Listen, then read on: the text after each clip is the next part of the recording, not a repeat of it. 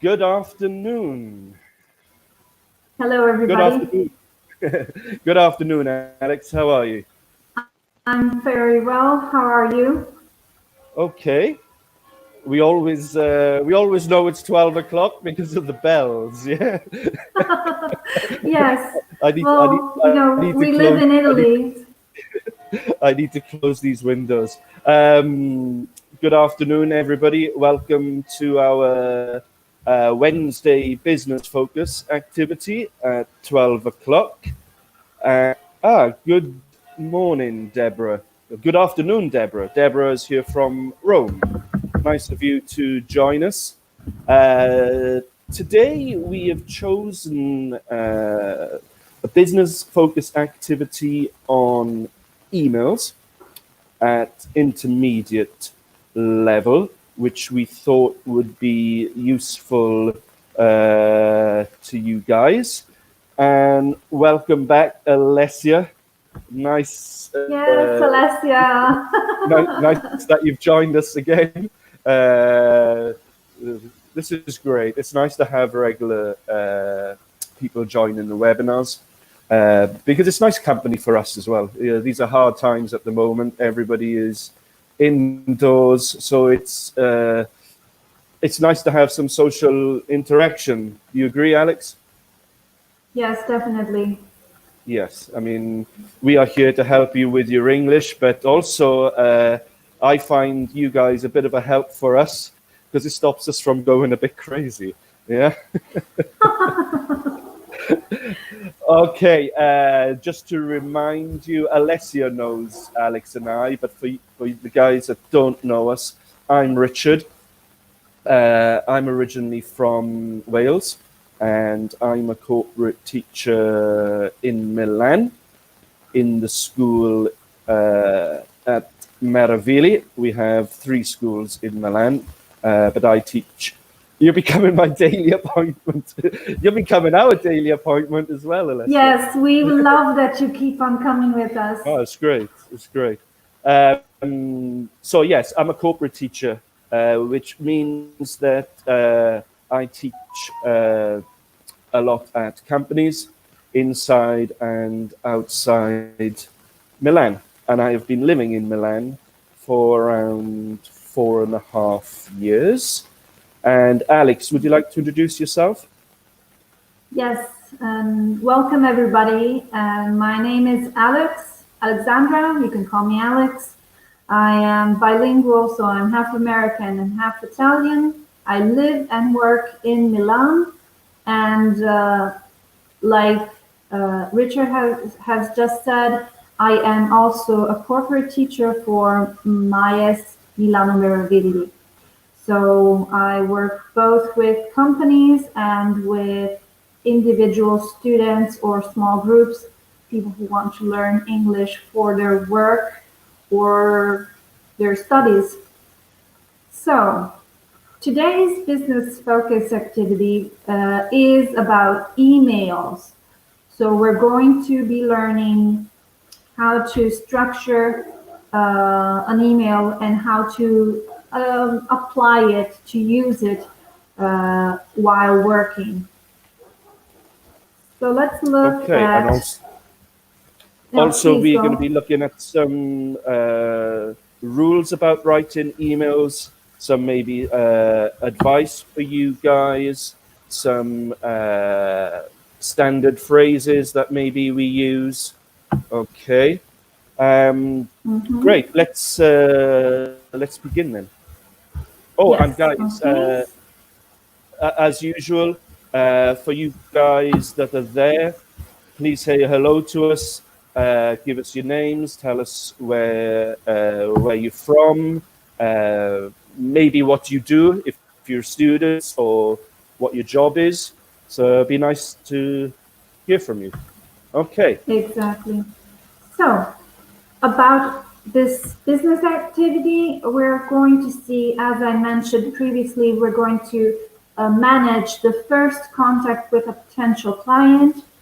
So we'll discuss if emails are an appropriate means of communication to start a contact with somebody. we're going to look more carefully about into the email introductions, and we will highlight language um, to basically perform polite inquiries. So what do we mean with inquiry, Richard? Inquiries are when we actually ask for something. Yes, either asking or investigating. Yes, we want some information. Okay, so it's an inquiry when we want information, when we ask for information. Uh, Correct. just as a little bit of help for you guys, you may see inquiries spelt with an E. Sometimes, as you can see from the slide, it's spelt with an I. Normally, when we use or when we spell it with an I, it's more for formal requests. Yes. Okay. Um, an inquiry is a general request with an E, but also you will find that in British English, we usually use the E anyway. We usually use the E all the time. I don't know, in America, Alex, do they just use the I all the time, or?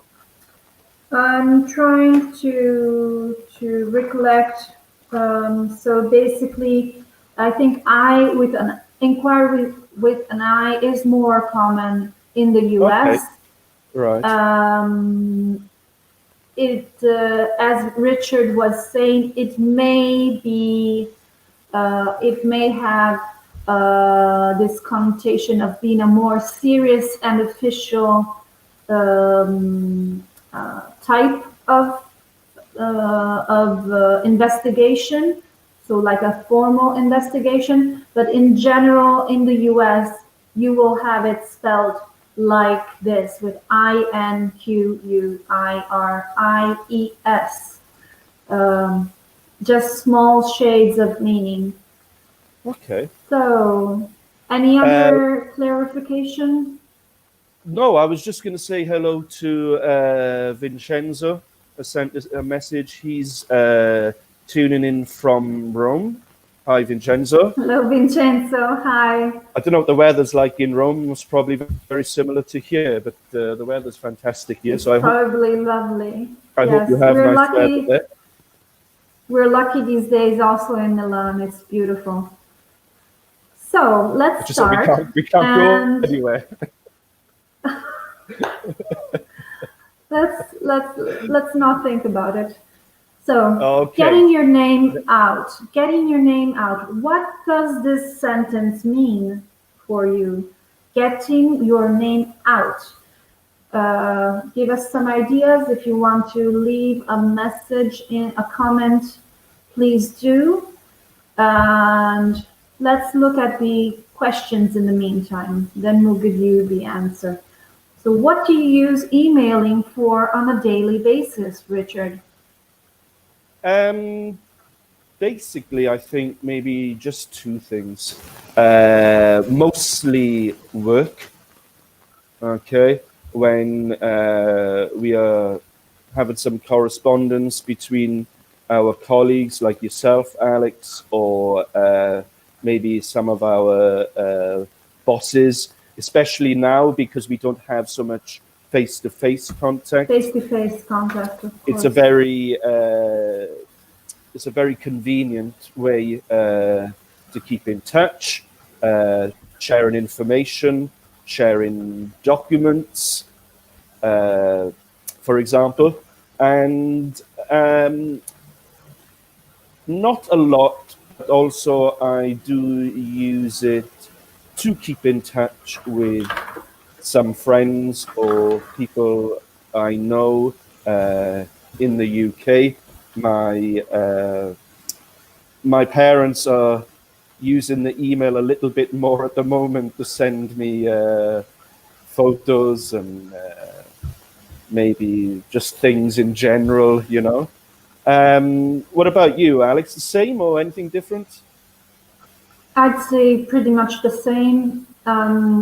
like you were mentioning, especially in this current situation, we are relying a lot on emails for getting information out. So for using for basically being being aligned and updated on things to do and opportunities, especially maybe um, for for courses or that we are doing or that we can follow ourselves.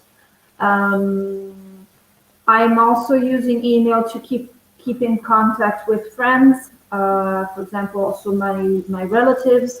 I have relatives in the U.S. and um, it seems strange how in this current situation you get to keep contact even more than what you did before. I'm finding myself doing a lot of conference calls or video conferencing with friends or with my relatives in the US much more now than I did in the past. Yeah, So I've noticed that also. To be honest, I think it's the sign of the times at the moment. Uh, Yes, Alessia, very good. Basically, yeah, that's it. When you getting your name out, you are advertising yourself or your company. Yeah, you're telling people what you do, what your company does. Yes, so it's like you are promoting something or someone or company. Yes, I don't know, maybe when you leave university and you're looking for a job at the beginning, you need to get your name out. You send a right. lot of companies your CV. You make them aware of who you are, what you can do. Yes, either to get some business or perfect, excellent. Um, Very well done. yeah, And is email an adequate form of first contact in the following situations? So we're going to list some situations and think if email is appropriate or not, why you think so or why not. So the first situation is to inquire information about a business. As we have just seen previously, to inquire means is a formal way of saying to ask. So in business English, we normally adopt more formal versions of verbs. We use the verb to inquire as to mean to ask for information. So, Richard, is email an adequate form of for inquiring information about a business? for me, yes, to be honest, I'm going to give my own opinions here. So maybe you guys, you may disagree, or maybe Alex may disagree on some of them, but I don't see anything wrong with it. If I want to know a little bit more about a business, or I have any questions I want to ask them, now for me, I wouldn't think twice about sending an email. A lot of businesses now have an email address specifically for this function anyway. Yes, where you Yes, have an inquiry email. Yes, yes. I mean you You have might different email. have, yeah, you might have on the website the option inquiries, and you just click on that, and maybe an email form or a contact form will open, allowing you to input your question. So yeah, I also agree with you. I think that email, especially now in the most recent years, has grown a lot for especially requesting information on businesses. I have recently had to refurbish my home, so to find maybe things to objects to put in my home. And frequently I have used the email to contact businesses asking maybe if there were retailers or or shops that sold particular things I was looking for. So definitely yes. Yeah, some And do you want to I do think the second one? yeah, but I was just going to add some businesses like like you to do this anyway. Some very big businesses like you to do it because then they can filter and time manage how they respond to inquiries. For example, the government has a public inquiry unit for each department. Hmm. And many years ago, a lot of these inquiries were handled by telephone. Hmm. Now, each government department has a public inquiry unit where you actually email them and then they promise a response in a certain period of time. So Right. sometimes, if it's a very big organization, it's a good way to manage these inquiries anyway, you know, instead of Very someone good. people getting a lot of phone calls. Yeah, what about this one, Al? Trying to sell your product to a client. Um, I So yeah, Yeah, go on. go. What do you think? I think that a lot of new business. If there are anyone who is following us right now is working in the sales department of their companies, will know that a lot of new business, so new clients are often found by emailing. Of course, you know that the success rate of trying to sell something on just through an email may be low, but sometimes it may get you that first contact that then hopefully um, turns out to be a sale. So it's of course a longer and riskier, if you want, process, but it can be done. Probably it wouldn't be my first choice if I had the opportunity, if I worked in sales, but definitely it is something that is more and more done by sales people. Yeah, I agree with you, Alex. It is done now, and I also uh, I think it depends. You know, like you said, it is a bit riskier sometimes. Um, I have worked in sales, and I found, like you, Alex, maybe wouldn't be my first choice. I think sometimes a face-to-face contact or a telephone conversation first, if you can, and then you follow it up with an email. Yeah. Yes. We can say that you put your foot in the door. Very So good. to Yeah. put your foot in the door means to initiate a contact. Often the email can be the very first way you can initiate a contact with somebody, and then you follow up with more emotional means of contact, which can be face to face or even just a phone call. So Okay. let me write this in the comments. So to put your foot in the door.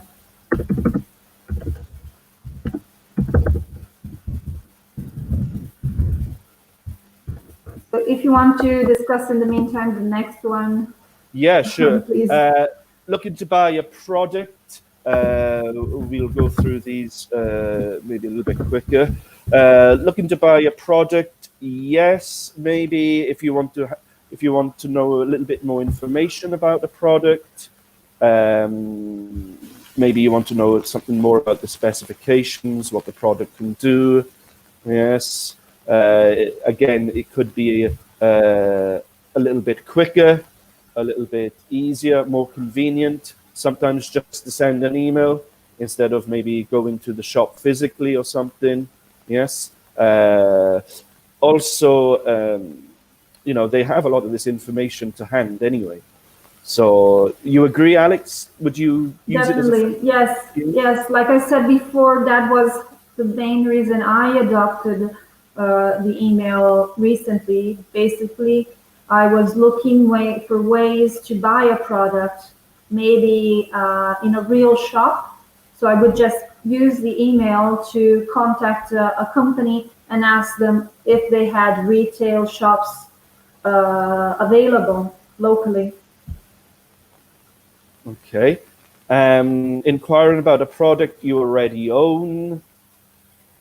Again, yes. I mean, now I think Yeah. emails are pretty standard for nearly everything. Yes. Yes. Uh, it's not like writing a letter, which took a lot more time, basically, to write and to receive a reply. With an email now, everything is more instant. So, again, a lot of these companies have a specific email address for this service. Yes. Okay. Uh, how about applying for a job? Do you like the email approach, Al, or would you? Yes, I have. Well, when I applied for my English school, I used the email. I sent my CV through an email with an email, and I had a cover letter attached, and also my qualifications. So definitely, I think it's by now probably the standard for applying for jobs. You can have also, especially now in the current situation, people are recruiting through platforms such as Skype or Zoom. That those are platforms that allow you to do a video interview online. But yeah, I mean, previously you can you well, I think the two ways often go together. So maybe you first apply with an email and then you follow up with other forms of interviewing. Yeah, I agree. Um, Again, maybe it's similar to the second bullet point when you're selling. Maybe sometimes I would ring up first. Sometimes first point of contact is, do you have any positions in your company? They may say yes. Could you send us an email with your details? Yeah. So again, Precisely. it depends. But of course, you have, like Alex said, some of these platforms or some of these websites. I think it's the website. I'm a little bit old, guys, so like LinkedIn or something. Yeah, where Yes, I guess that's done more by emails. Okay, so let's have a correct. look at an email. Yes. Okay, Let's look at this email. Please, Richard, go.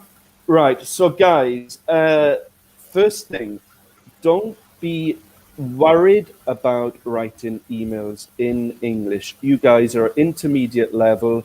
Your English is of a good standard. Yeah.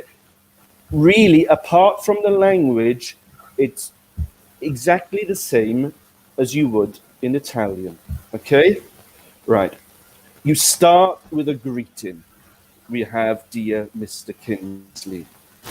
Then you open the email with an introduction. Okay, you say who you are, why you are writing. Then you have what we call the main body of the email, which goes into a little bit more detail on why you are writing, what you want, the purpose of the email, and then, of course, you have your closing structure and phrases at the end, same as you would do in Italian. Okay, Precisely. like they teach you in school, like they taught me in school. Yeah, it's quite logical. Of course, the language changes because it's in English a little bit. So let's have a look at the first part of the email, which I mentioned was the greeting. Informal emails are completely different because you can write whatever you want. if it's to your friend, it doesn't matter. Yes, you can just write whatever. But for a formal email, we normally start when we know the name of the person. We normally start with dear. This is standard. It doesn't change. It's formal. It's correct. It's perfect. Yeah, it doesn't change. You can't change. You can't reinvent the wheel. Okay, so my name is Richard Hopkins. Okay, so Alex, how would you write the greeting to me if my surname is Hopkins? I would write, Dear Mr. Hopkins. Okay, now I'm married. Okay, is it still Mr.? Yes, Okay, what happens if I was single? I would use still Mr. Hopkins. Perfect. So, for a man, guys, it's easy. It just remains the same. Yes, it's always Mr. and surname. If you wanted it to sound a little bit more formal, you could write Dear Mr. Richard Hopkins. Yes, but normally we just use the surname. Now, for a woman, it's slightly different. This is quite important, and we are going to put the banner after we explain this. We're going to put the banner down for you to see this. So I need to write to Alex. Alex's surname is Poliani, correct? Correct? Okay. And Alex, are you married? No, I'm not. Okay. So she's not married. So what would I write, guys? She's single. Oh well, this applies people who are single or maybe they have a boyfriend. Yeah. Of course. Okay. So to Alex, I would address my formal email, dear Miss Miss Miss Poliani. Okay. Now, if Alex was married, how would I address you then, Alex? You would use Mrs. MRS, the contraction. Perfect. Great. So it would be Dear Mrs. Poliani. Okay. Sometimes you are writing to someone, you do have their name, and you do know from their name if they are male or female. Okay. But if it's a female, you may not know if they are married or not. So now you have a dilemma. Do I write Mrs. or do I write Miss? Okay. If And I write women can get easily offended. sometimes, yes, I could write to Alex not knowing if she's married or single, and dear Mrs. Poliani, she receives it. I'm not a Mrs. I'm a Miss.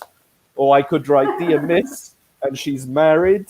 Yeah. So we have this dilemma, but there is a rule. Okay. Which once you've learned this, you don't have to. It doesn't change. If you don't know if the woman is married or single, you write Ms, MS, and Let's that see is it it. down here. Perfect. Yes. Exactly. You got Mr.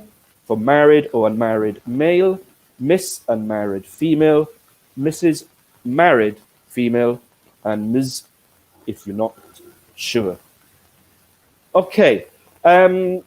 You might need to write to a company. You don't have a name of a person. Okay. But you know that you need to write to the HR director, the human resource director of that company. How do you address the email then? How do you start? You have to start with a greeting. Okay, it's formal, it's nice, it's a standard thing to do. You always start with a greeting. Could I put dear human resource director, Alex? No, it would sound awkward. Sounds a bit It would strange. sound strange. Yeah. Yeah. Okay. For this, we would put here, and I'll write it in the comments, the attention of. Okay. And then title of the person you are writing to. So for the attention of the human resource director, for example, or for the attention of blah, blah, blah, blah, blah. Okay. There should be some dots there, but doesn't matter. Okay. I need to write the... Sorry, Alex, go on. I was just wondering, and what if I don't know who is the appropriate person or function to write to? I may not know who this email should be addressed to. Yeah, you have no idea who you need to write it to. Yeah, but you know you need to write to, let's choose a big company. You need to write to Coca-Cola about something, maybe. Yeah, but you don't know if it's HR, you don't know if it's finance, you don't know if it's logistics, you don't know. Yeah, you can't write Dear Coca-Cola because Coca-Cola is not a person. Yeah. Okay. So the form of words we use there, again, these are all standard phrases. They don't change. We use the phrase to whom it may concern. Okay, and we will write this again.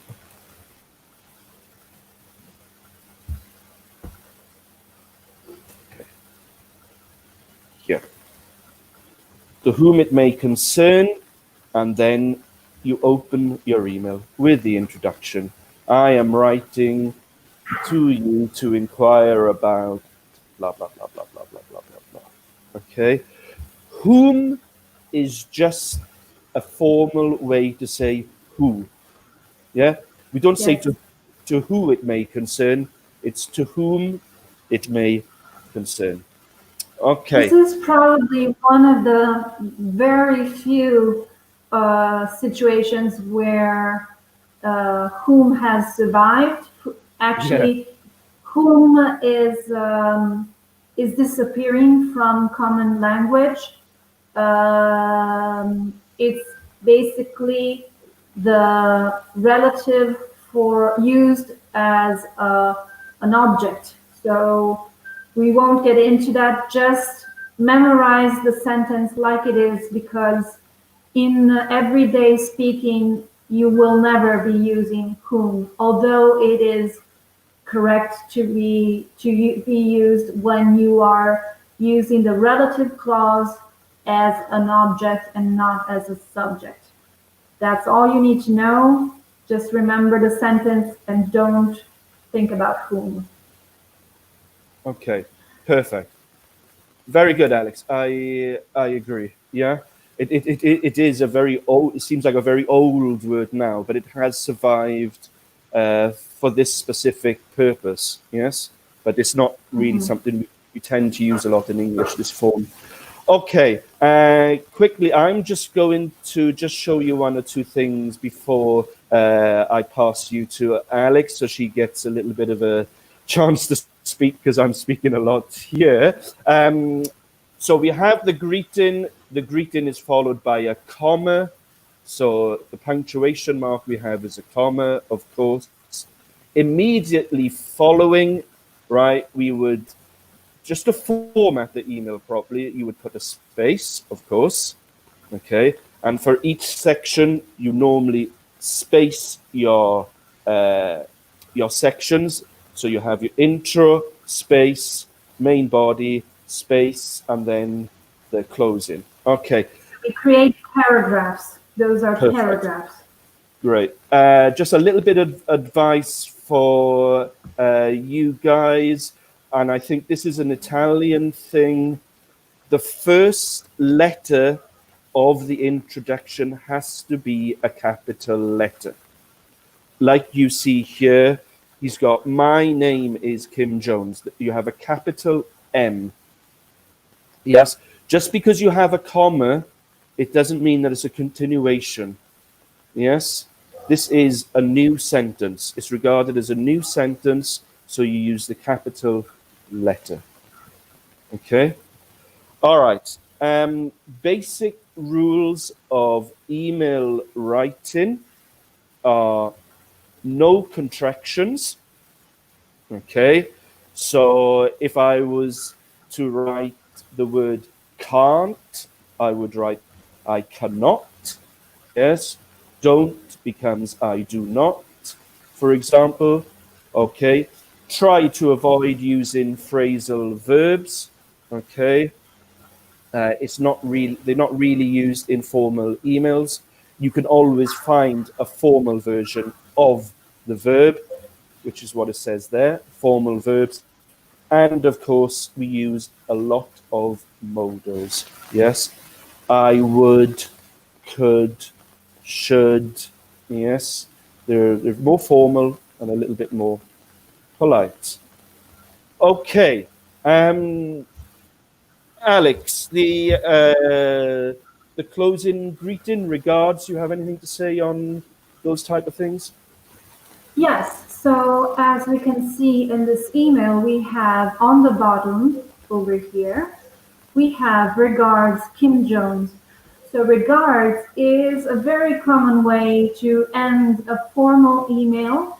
We can modify this closing by saying kind regards or best regards. The meaning stays more or less the same.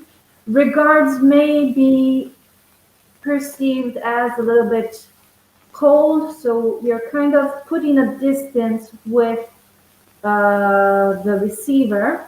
So it's a very impersonal way of ending an email. If you want to make it a little bit more intimate or personal, you can say best regards or kind regards.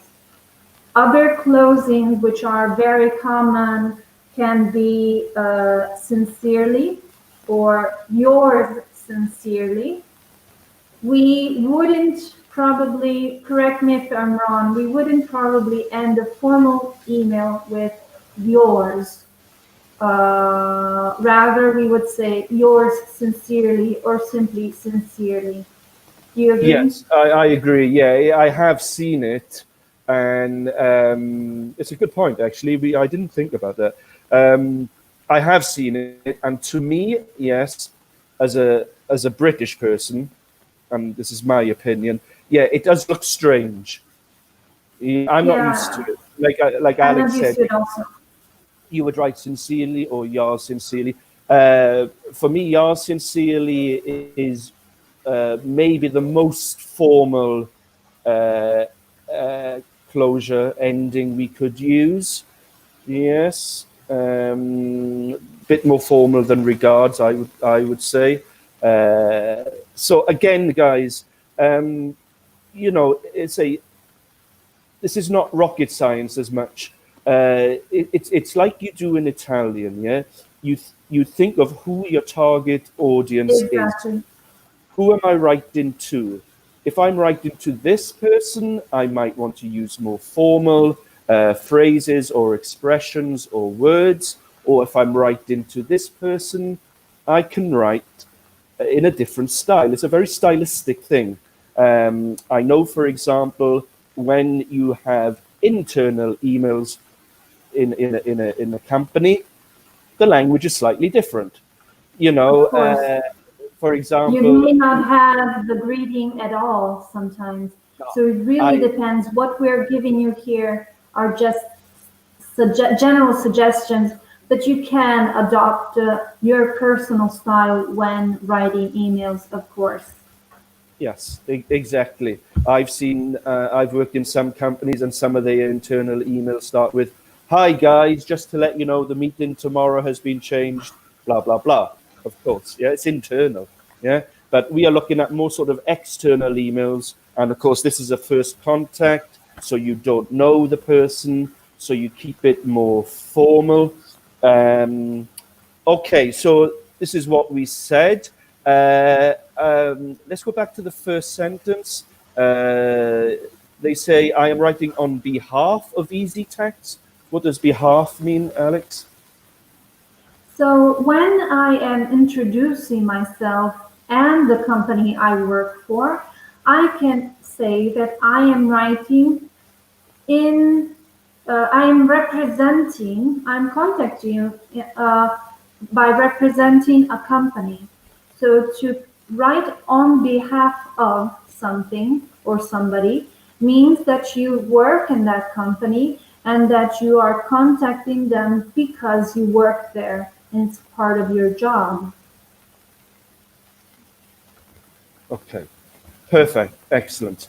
All right, so here we have some expressions for introducing ourselves or the company. So as we can see, the first expression is my name is, okay, and then you are writing on behalf of, I am representing, like Alex said, this company, okay. Again, introducing now your job title, what you actually do for the company as marketing, sorry, as director of marketing at Easy Tax. Yes, I am looking to expand. And then we have another one, Alex, for introducing yourself or the company. Do you want to show it to the guys? Sorry. I'm attaching our company presentation. Okay, the presentation on the company introduces the company, basically. So this is why we use this phrase. Yes. So we have To attach means to add a document to the email, and we call that document an attachment. So that is when you want to send an email and maybe a file, separate file. It could be a PDF, it could be a presentation, a PowerPoint presentation, it could be a document, a Word document. And yes, you are attaching it to the main email. okay, and then we are going to look at some other expressions, I think. Yes. To Okay. explain the contact, we can Okay. use, for example, I am looking to, it means it's an expression to say that the purpose, the reason why I'm writing to you is the following. So I am, remember there's a similar expression that we use, I'm looking forward to. This is quite the same meaning. So I have the intention of doing something. Yes, perfect. Yeah, I couldn't have said it any better. It's the intention. Yes, the reason. Good. And then we have Other here. expressions we want to. So it's interesting that as we are in this moment, we're using we. So in formal writing, you tend to, there are two things that happen. In general, you tend to create distance with the, I mean, formal writing can create a distance with the receiver because the expressions and the vocabulary we use are more formal, so less common than everyday speech. So to soften this, we tend to use the we in the email to communicate that you are actually representing the company. So it is, you are speaking on behalf of, like we said before, on behalf of the company. That's why we use we. So we want to is our intention to. Okay, perfect. And we have And one more. finally, we can look at some polite expressions. So we can use these expressions again to sound more polite, more pleasant for the person who is receiving the email. Some expressions I would love to discuss. In this case, we wouldn't normally use a contraction either. We would say the full version, I would love to discuss. Would is, like Richard was saying, a modal auxiliary. So in formal writing, we use a lot of these modals because they make the message more delicate, more indirect. Yeah, Our intention exactly. is, I want, what the person writing is thinking is, I want to discuss, but you would never write that. You would say, I'd love to. It would be nice for me to do this, but that's actually the main intention. Other expressions, of course, we use please. It's always nice to say please and thank you. This is an everyday rule. So please let me know if, um, when you are requesting something to the receiver. Yeah, and And I also believe that, I would, as Alex changed here the contraction for I'd love to, she said it would be more appropriate, like we said earlier, to say I would love to. You could also say, please let me know if you would be free. In my opinion, that is better English, yes, to use the for.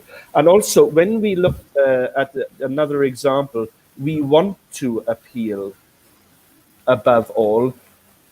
It's okay. I mean, it's not bad. It's not bad at all, really, because the whole email is quite formal. But you could say there, we would like to appeal above yes, all. Yes, that's when you use want, it. want is quite Yeah, a bad verb. yeah, I want, I want. I mean, it's like, no, I would like. Yeah, again, it's more formal using the modal auxiliaries, like Alex said. Yeah, it just sets a nice tone. It sounds better. It's more indirect. Yes. Okay. You want to add anything, Al, or are you okay? No, let's just do a quick review. Okay, we have the closing structures finally. Um, as we said, in this case, we can have, well, we may use in the meantime to approach the end of an email. Mm-hmm. So we can, once we have concluded our request, we may ask something in return. And so we may say in the meantime. And finally, looking forward to hearing from you.